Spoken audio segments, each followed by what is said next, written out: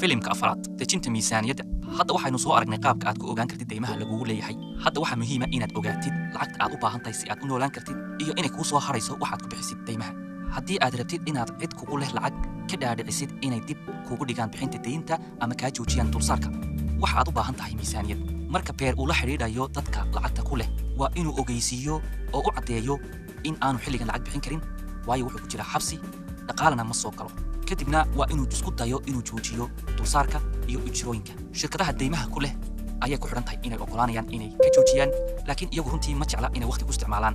dayn aan koliba la bixin doonin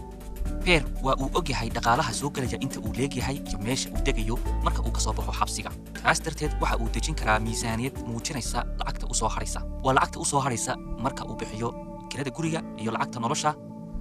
intaasoo ah inta uu siinayo kuwa ku leh deymaha haddii uu iskii u bixin waayo waxaa laga goosanayaa mushaharkiisa hadda beer waa inuu muujiyo inuu yahay qof raba inuu deymaha bixiyo oo uu diro qorshaha bixinta lacagaha oo bilaabmaya marka uu shaqada bilaabo Paul waxa uu isaguna helay macluumaad muujinaya deymaha lagu leeyahay laakiin taas miyay wax taraysaa maadaama aanu ogeyn waxa uu ku noolaan doono way adag tahay in shaqo la helo haddii aan la soo qaadan waxbarasho ama la haysan khibrad shaqo waxa uu ka cabsanayaa in uu noqdo qof aan marnaba kafaalo qaadi karin gabadhiisa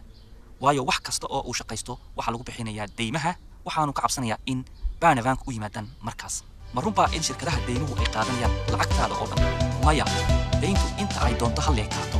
ee waxaad xaq u leedahay inaad marka hore goosatid lacag aad ku masruuftid naftaada iyo carruurtaada ka hor intaanad bixin wax dayn ah arrintaasi waa sabab kale oo ay muhiim u tahay inaad dejisid miisaaniyad waa inaad muujisid kharashaadka nololeed ee aanad ka maarmaynin baanavanku ma kala jecla in lagugu leeyahay dayn iyo in kale waxa iyaga ku filan inaad carruurta daryeeli kartid Paul waxa uu yimi guriga ku meel gaarka ah ee la dego xilliga xabsiga laga soo baxo waxaanu dejistay miisaaniyad kharashaadka kirada gurigu aad ayuu u yar yahay waxaanay miisaaniyad muujinaysaa in lacag u soo harayso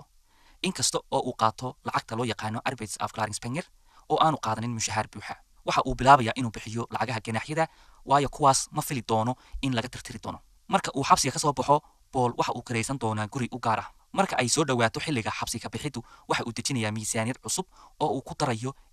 kirada guriga ee caadiga ah marka miisaaniyadda waxa ay muujinaysaa in dhaqaale u soo hadhaynin oo kharashku ka badan yahay waxa soo gelaya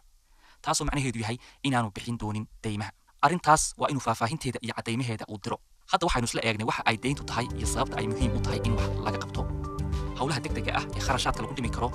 iyo qaabka aad u ogaan kartid deymaha lagu leeyahay iyo qaabka aad u dejin kartid miisaaniyad ulana xiriiri kartid cidda deymaha kugu leh una samayn kartid qorshe ku saabsan qaabka aad u bixinaysid deymaha haddii aad arrimaha samaysid